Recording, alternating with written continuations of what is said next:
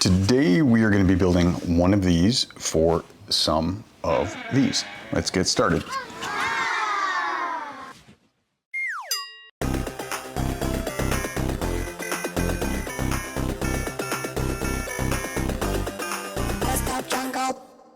First, let me start with a quick request. Videos take time. So much time. Especially if I'm trying to make these informative and entertaining, so I'd really appreciate a like and a follow so that I can keep making these and hopefully help some people out. Okay, back to it. This is an in-depth video, very thorough, so grab a snack or break it up into visits. It's very long. We're going to be building an easy to maintain Isopod enclosure so your beautiful little babies will have a healthy home where they can feel safe, be happy, thrive, and make lots and lots of other babies for you to enjoy. I visit forums and I know there are a lot of you that have questions about how to build a home for these amazing little crustaceans. Now this is a bin build, not a decorative display tank that I've seen some incredible displays of, and this build should work for the majority of isopods. And if you are successful, it will overflow with little critters. This is a good standardized enclosure that you can adjust, increasing the moisture, even the calcium, depending on the species that you pick. I would highly recommend doing research on your pod of choice so that you will know what their needs are. Some isopods do better in arid, scientific terminology, or more dry conditions. Some love super wet conditions like dwarf grays, which I actually have in my paludarium with geckos. And I'll usually find them under literally water-soaked mosses. Powder blues enjoy it a little more moist, as do rosy isopods. Rubber duckies like it more moist because, well, they live in wet limestone caves in nature. The land isopods that we know today all came from the sea ages ago, evolving and adapting to their new, obviously drier environment. They still have the breathing gills that they had when they lived under the water. And those gills still need to stay wet or moist. So if they dry out, they will die. If isopods dry out, they will die. And so will springtails, but more on that later. You can't give isopods a bowl of water and hope that they go for a drink or a dip. The moisture needs to be part of their actual environment. This home will have a dry area, a wet area where they can moisten their gills, and then an area in between where they can feed, explore, hang around together, and more importantly, get some playtime. The beauty of this setup is that they determine what works best for them. If they like it drier, then they hang around the dry end. And if they like it more wet, then they hang around the wet end. And actually, from what I've seen with mine, isopods that were described as needing much drier conditions are breeding really well and doing great in these setups. So the most important thing in your new enclosure is this, the humble leaf, which has fallen off of the tree. This is one of many leaves that will be collected, boiled to remove pests, and then used in the enclosure. Leaves are a food source and also a protective cover. The more cover that they have, the safer they feel. The more they will explore, the more they will breed. Isopods are generally not a pet that you can pet, and they're genetically programmed to hide when you open the lid or you shine a light on them or you do anything that might be perceived as a threat because everything in their world wants to eat them. So the shelter that leaves provide is very, very important. These leaves are an equally important part of an isopod diet, and it's their primary source of nourishment. It's beneficial to give them a wide variety of leaves to munch on, as each isopod species will have their favorites. Here's a list of leaves that they will love. Oak, elm, maple, alder, mulberry, hickory. Sycamore should be on here if you have in your area. Don't use super thick magnolia leaves as food source. They make for great decorations and shelter, but not food. They're just too thick. So now here's the bad leaf list.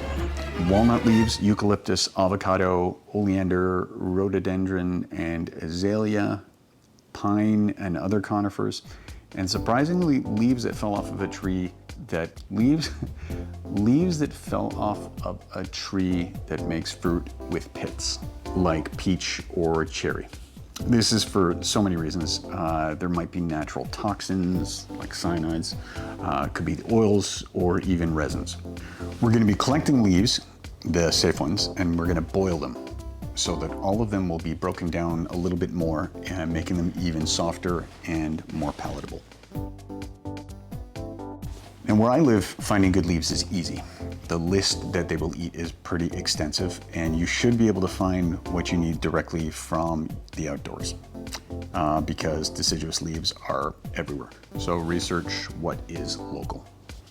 Here's a shot of an oak leaf being eaten by hundreds of my little babies, some of the Cubaris marina papaya. Part of the benefit of boiling leaves is it's easier for the baby's tiny mouths to break down the leaf structure. And by the way, when you have this many babies on one leaf, it means you have happy Isopod parents, which means the enclosure has the ideal conditions for them to want to breed. Now, very importantly, if you live in an area where they salt the roads in the winter, do not collect from the edge of streets or beside the sidewalks.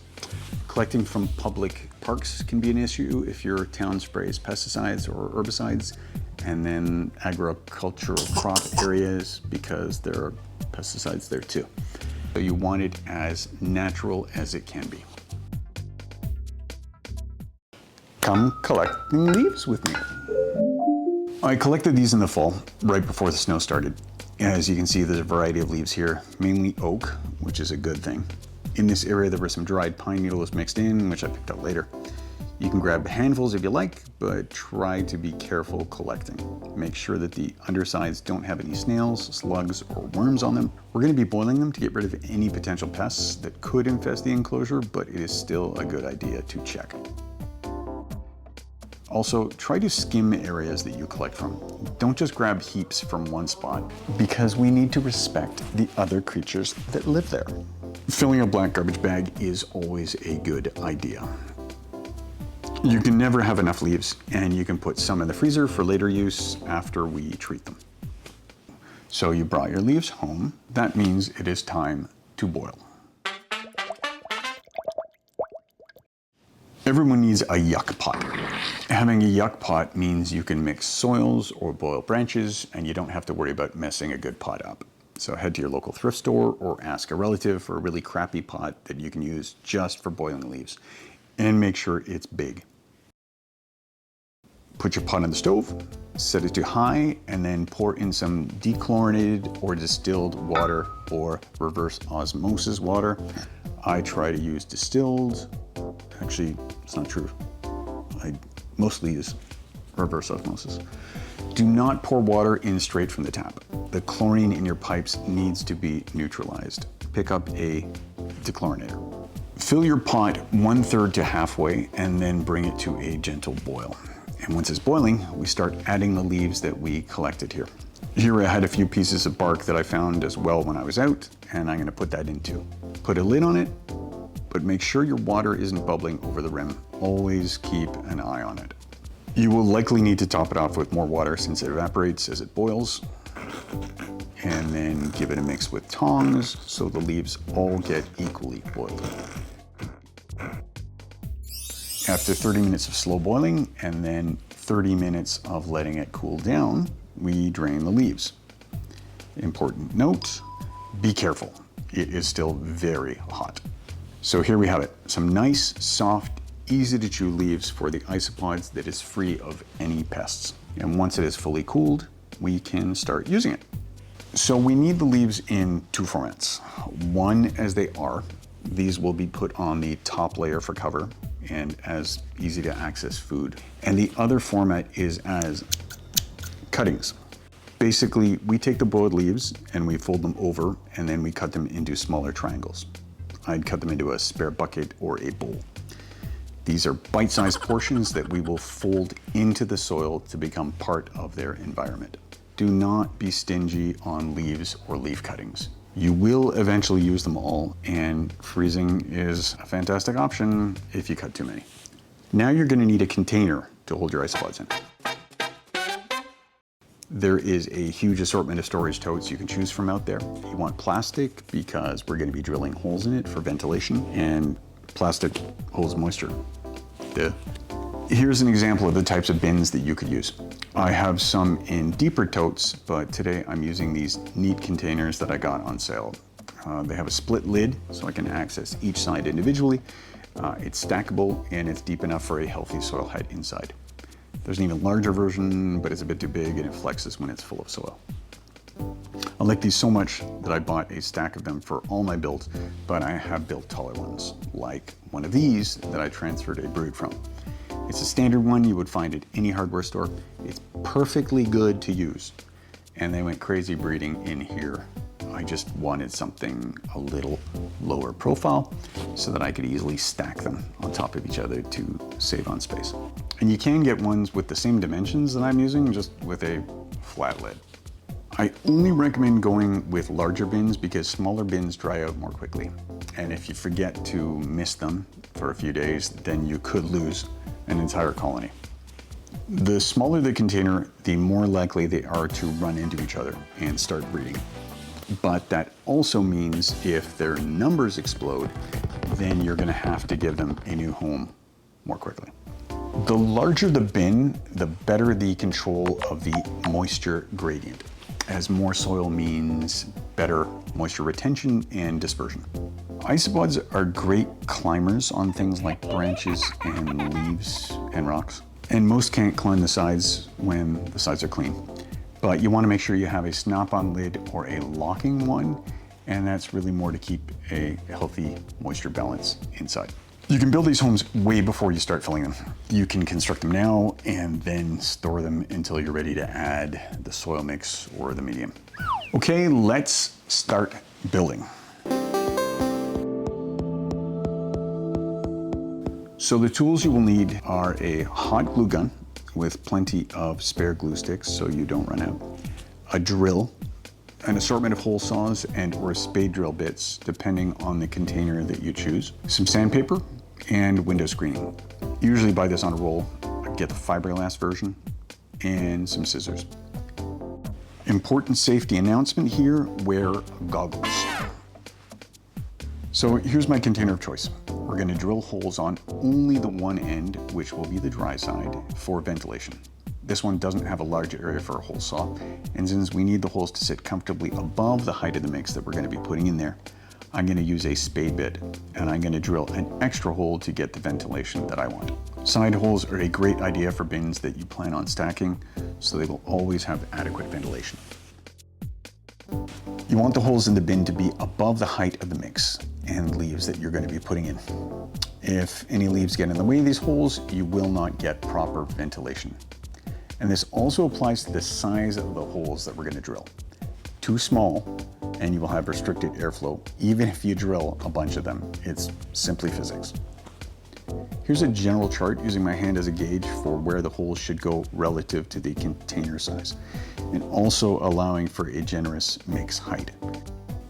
So, 2 holes on this one back corner, then we move to the ends. I'm doing 2 here, 1 on each corner. Then drill 2 more in the side across from the other ones. Now we will have some nice cross flow of air on the one end to help keep it dry. We also want to put some vents in the lid. There's more area to work with here, so we're going to use a hole saw and put in bigger ones.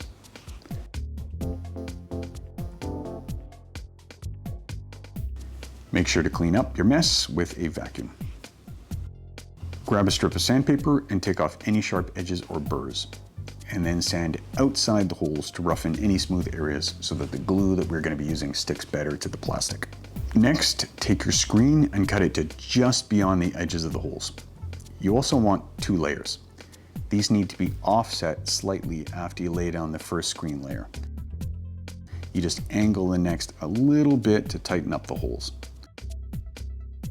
Angling it is for 2 reasons. It keeps your tiny babies from getting out, but it also helps keep fungus gnats and other pests from getting in. The conditions in isopod containers are perfect for fungus gnats to breed in. Fungus gnats are those tiny little black flies that you often find in the soil of your houseplants.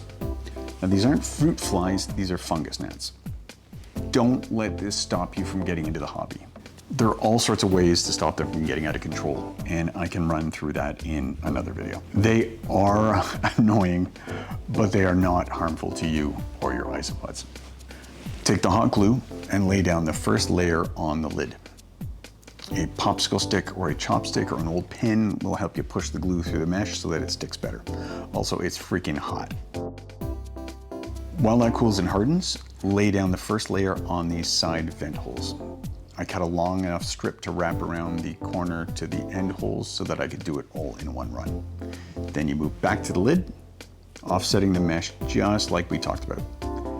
Then repeat the same thing for the side holes to finish it all off. My container also had a few built-in holes for ventilation, so I glued those up as well because I don't want any babies getting out. And here we are, one completed Isopod bin with a fully ventilated, screened off end section of the container. Now let's talk about filling it with a healthy medium that they will be living in. There are 6 items that you will need for a fantastic medium that your isopods will thrive in. Sphagnum moss, black earth, worm castings, leaf cuttings, crushed lump charcoal, and a calcium source. So let's start with sphagnum moss. Sphagnum moss is amazingly water absorbent, and then it retains that important moisture. Plus, it also inhibits harmful bacterial growth. Important: don't buy any painted or dyed sphagnum that you would find at a craft store. You want untreated. It also expands when it's wet, so a large bag will go a very long way. Plus, bigger bags are cheaper per volume. Then you will need black earth, organic black earth, not treated with any extra chemicals or fertilizers. Black earth is this super deep colored mix of different things like loam or peat moss, and it can be filled with nutrients. Leaf cuttings, the ones that we made using the boiled leaves. This is a huge part of their environment, both on and in the mix.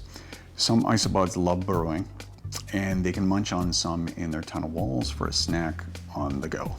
The leaves also break down and then become a part of the soil, feeding microbes and other organisms. Worm castings, or worm poop. As worms eat their way through things like compost, they poop out these amazing little packets of byproducts. It retains moisture, it is full of nutrients, and it's pretty amazing for the Isopod enclosure overall. Our charcoal is specifically lump charcoal. You do not want charcoal cubes or briquettes, which usually have chemicals, so look for all natural, untreated lump charcoal. A big bag is pretty cheap, and these are chunks and lumps that then get crushed by you into small 1 or 3 inch bits. Just hit them with a hammer. Some people don't think charcoal serves much purpose, but I use it because it breaks up the mix. It gives some interesting soil structure that the isopods can bury under or beside, and it also acts as a natural deodorizer. Not that you have to really worry about smell in a healthy enclosure. It also gives more surface area for springtails to breed on. More on that later. The calcium source that I add comes from ground eggshells. If I'm making an omelet or a fried egg, then I keep the shells and I let them dry on a paper towel. Then I grind them fine in a spice or a coffee grinder. Don't breathe in that dust. I don't wash them, as the proteins from the dirty bits are eaten and appreciated by the isopods. Eggshells are an amazing source of calcium for the isopods to grow and regrow a healthy exoskeleton, and it's also kind of cute watching them grab a chunk and then they run off with it to eat and burrow. Another popular calcium source is cuttlefish bone, or cuttlebone, that can be dropped in as larger pieces for them to nibble on. It's fine, but ground eggshells distribute the calcium all over their home and into tunnels that they might build. Now, there is another additional element called rotwood. This is not essential, but I do put it in mine, and I'll cover collecting and treating it in another video. Build without it, don't worry, it's good.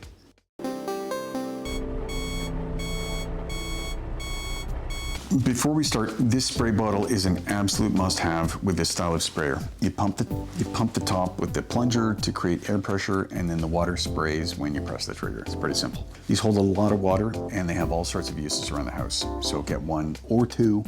We start with the sphagnum moss. Grab a mixing bowl or a bucket and start pulling clumps of moss and wet it with the sprayer as you go. Sometimes you'll get dry pockets that haven't absorbed water, so pull apart any chunky bits. We're using sphagnum moss for two things: to mix into the medium, and then we will be using another unmixed batch to build our important wet zone to help build that moisture gradient. Give it a squeeze and set it in the bottom of the container until you have a nice even layer. I'm not giving exact ratios here. Use this as a visual guide and do yours the same way. As long as you're close, you'll be fine. Nature is not perfect, so this does not have to be. Then add the charcoal bits as you see here.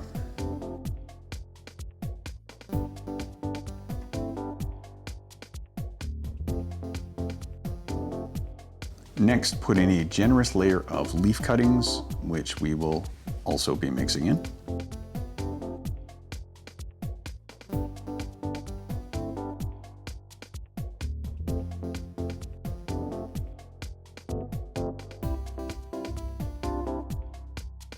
I also put in a tiny bit of clean play sand. Some people says it does nothing. I like to think that it helps hold the shape of the tunnels that they build, but again, that is up for debate.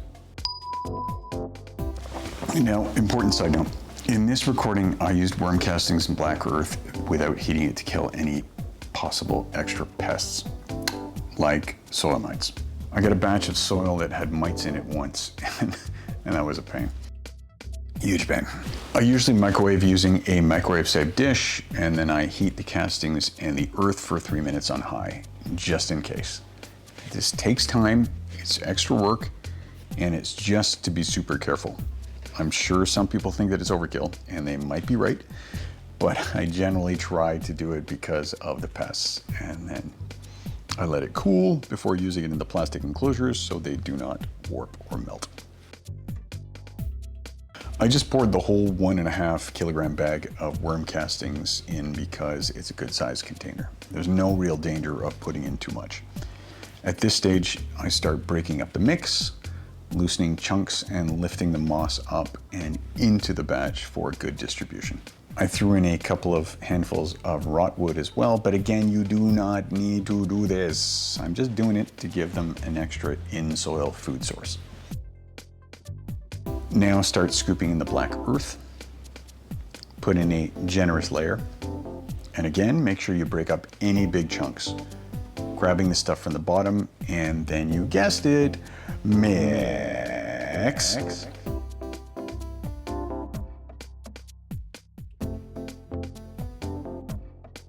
Spread the medium around at the bottom to get a sense of the depth that we are working with. I use my finger length as an ideal gauge, fingertip to about the lower third of the palm. I wear size large gloves, so measure accordingly. If you need more depth, you can add more black soil to the bin to make it a little bit deeper. With fresher castings, soil, wet leaves, and wet sphagnum, the mix should feel just slightly damp. And that's good, because beneficial bacteria and microbes will have a place to do their beneficial bacteria and microbe things. Notice I left a channel about 3 to 4 inches wide. This goes all the way to the bottom of the bins. I have them take up about 1/6 of the overall length. Some people do a quarter. This is where we're going to place moistened sphagnum to make our wet zone, which is where we control and we top off the moisture. This zone does not have the drilled air vents. The dry side does. We don't want this drying out fast. It needs to retain moisture. Grab a bucket or bowl, pull out some moss, soak it with distilled water, and mix it really well. You can actually let it sit and soak up even more water. If it's dripping wet, that is fine. You're going to be lifting it and placing it by hand. You want it nice and waterlogged. We're not pressing it down too tight, but you also don't want it so loose that it dries up. You can tamp it a little bit after you place it. A lot of my isopods like exploring this area as well, and it's a great breeding ground for a healthy springtail population. Next, we take our ground eggshells, we sprinkle some liberally on the surface, and then we mix it into the top layers with our fingertips. This is for that important calcium that they need. And this way we distribute it throughout the whole enclosure for easy access. Now we can start furnishing it.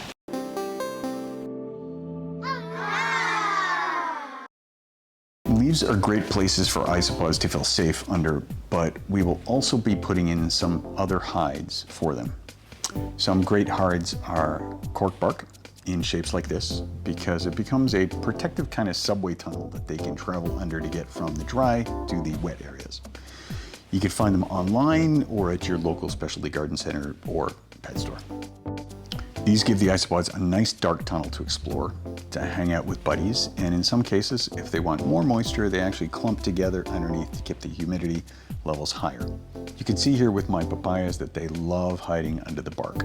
We can also tell this bin is doing really well by the number of tiny babies that run away. I'm a huge fan of cholla wood in the enclosures. These are essentially the skeletons of the cholla cactus. If you want to save money and you plan to build a few enclosures, then buy a long one and chop it into shorter lengths with a chop saw or a handsaw. It is a fantastic hide with lots of intricate holes and tunnels. They can chew on it and it retains moisture really well without rotting. Now we are ready for the uncut leaf layer on top. So not the cuttings, the uncut. Grab some handfuls of the boiled leaves and start placing them around the new home. This is from a batch that I had sitting in another bin or a bucket that I had seeded with springtails. I pre-populated these leaves with springtails. Springtails are incredible maintenance or cleanup crews that help you keep the bin healthy. They eat mold, rotting plants, the feces of the isopods, and then they also eat the feces of other springtails. They are awesome. These are an essential addition to the enclosure. I pre-seeded mine, but if not, just add them after everything is set up. Check your local classifieds or specialty stores and buy some. Do it, do it, do it, do it. Spread the wet leaves evenly around the area and make sure there's a nice loose layer on top. And as your isopods eat these, you will want to replenish them to keep that layer nice and thick. Sometimes I choose to wait for a week or two after adding the springtails. The reason for the wait is it lets beneficial bacteria establish, and in case there's a mold or a fungus outbreak that gets out of control.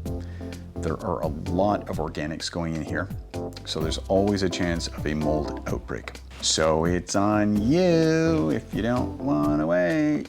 Here's an example of some mold that started growing as I was letting one of them sit. This is one of 3 bins that I prepped at the same time. I put isopods directly in them without waiting. This one had none put in. This is still a lot of mold for springtails to tackle. You can pick these leaves off and throw them out, or you just pinch it and remove it.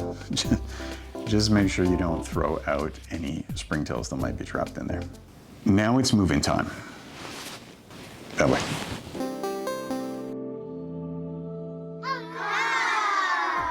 You have your group of 10 to 30 isopods and you want to put them in. I would highly recommend gently pouring the container they came in out into a separate container.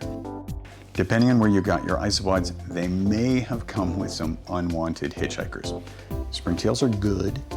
Dwarf white isopods are bad, unless you are specifically breeding them. They can take over an enclosure and start competing for resources with the isopods that you do want. Dwarf isopods are parthenogenetic and all female.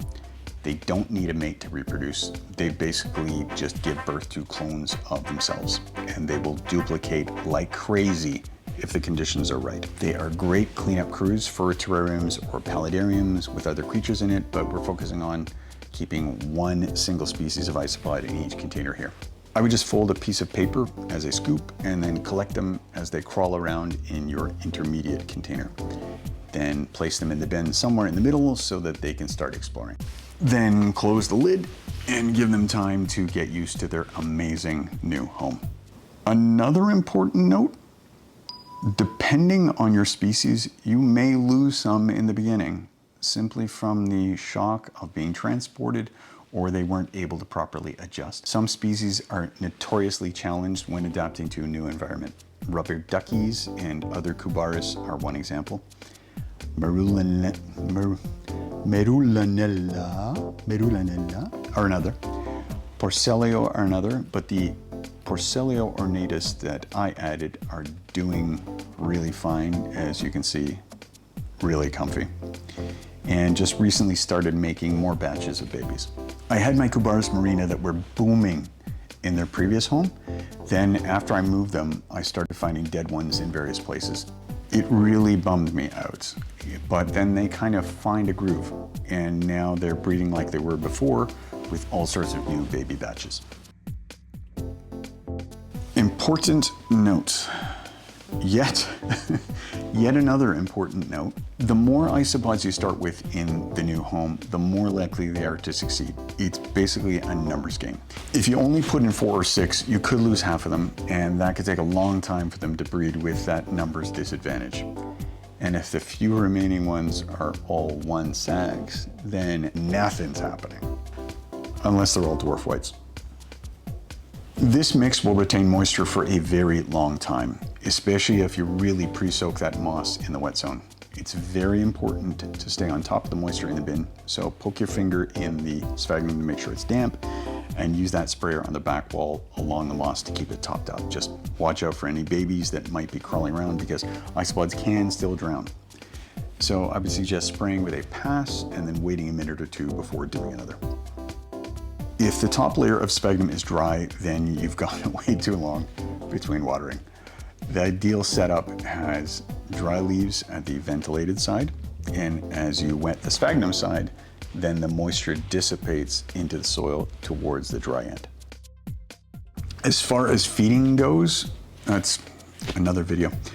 But you have the boiled leaves, which you can keep topping up, but you can supplement with carrot sticks, sliced cucumber, sweet potato.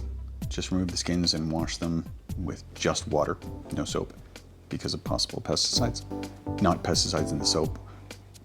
You wash them to get rid of the pesticides, but you don't wash them with soap, so just use water. Also, dried freshwater smelt, which is a dog treat.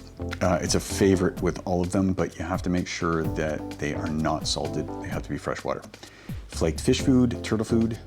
Just check the ingredient label to make sure there is no copper. They love added protein and calcium. You can also plop in a cricket block. That'll help up the calcium levels. And also Rapashi morning wood is a definite favorite. It's like this powdered mix that you just water down, and it's this goopy green pudding that essentially goes in, and they just go crazy over it. Make sure to only supplement with these foods. Leaves are the primary source.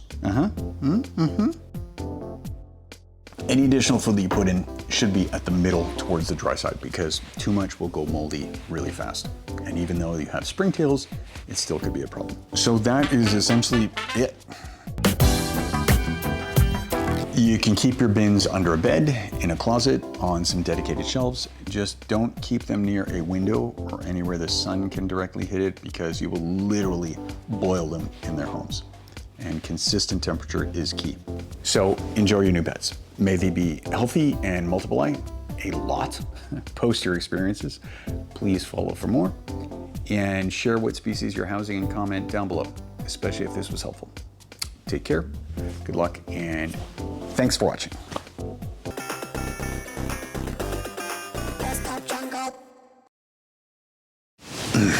Today.